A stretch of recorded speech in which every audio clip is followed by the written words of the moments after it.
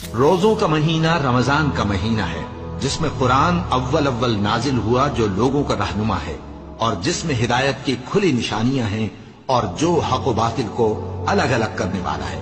تو جو کوئی تم میں سے اس مہینے میں موجود ہو چاہیے کہ پورے مہینے کے روزے رکھے، اور جو بیمار ہو یا سفر میں ہو تو دوسرے دنوں میں روزے رکھ کر ان کا شمار پورا کر لے۔